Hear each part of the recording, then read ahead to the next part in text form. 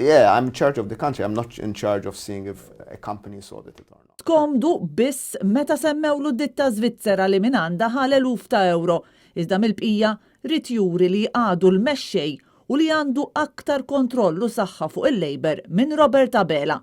Tant li ħassu komdu mensi kritika tmexxija ta' Abela, speċjalment il-mod kif saru l-affarijiet waqt il-pandemija u l-U-turns klassiċi tal-Prim Ministru dwar il-Covid.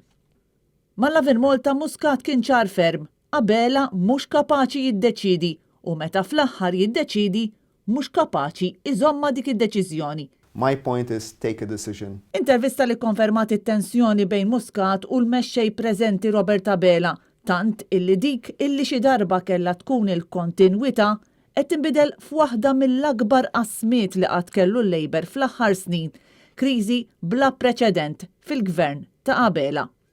Muscat fl-aħħar ġimgħat reġa' tkellem fil-pubbliku darbtejn u issa ddeċida li jitkellem mas-sit Lavin Malta. L-eks Prim Ministru qal li hu kien baqa' siket għal sentejn sħaħ biex jagħti l-ispazju lil Robert Abela, iżda issa ma kienx se jibqa' aktar siket. Joseph Muscat insista li meta tkellem dan l-aħħar il-messaġġ wasal għand min kellu jasal. I'm pretty sure. You're pretty sure because they spoke to you, because you saw their No, reactions? I'm pretty sure because I was clear and I think that the message went through quite clearly. L-eks Prim Ministru Laburista qal li għadu jkellem lil ħafna fiħdan il-Labor, inkluż kuntatt regolari mal-Ministri, iżda mhux mal-Prim Ministru. Joseph Muscat reġa' refera għal fatt li mhux kulħadd jifhem u japprezza x-xogħol li sar biex inbena l-moviment u implika b'mod ċar li l-klikka ta' Abela kienu sabu s-sodda mifruxa.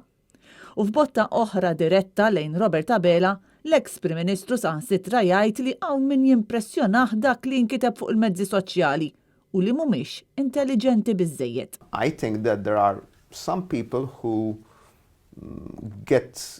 are too impressed by a couple of Facebook posts and would be willing to do things without having the historical knowledge of the repercussions. Muscat kritika t-tim li għandu miegħu Abela, dawk fl-uffiċċju tiegħu li jagħtuh il-pariri imma li huma inkonsistenti u indeċiżi. One should not try to change course or advise the Prime Minister to change course on certain policies. U kritika wkoll lil dawk li qed imexxu lil Abela illi iċedu mal-anqas kumment fuq il-medja soċjali u jbidlu d-direzzjoni hekk kif iħossuhom ikkritikati.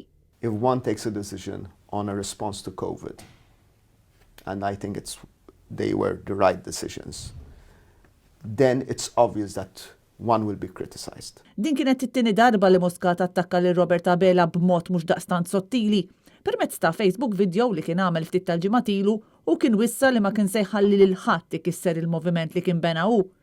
Biex ikun aktar sfaċċat, Muscat spiċċa jfaħħar lil dak li ħafna jqisu bħala l-akbar sfidant ta' Abela, Chris Fearn, u fl-istess nifs implika li Abela kien dajjef fil-mod kif mexxa fl-aħħar xhur waqt il-pandemija.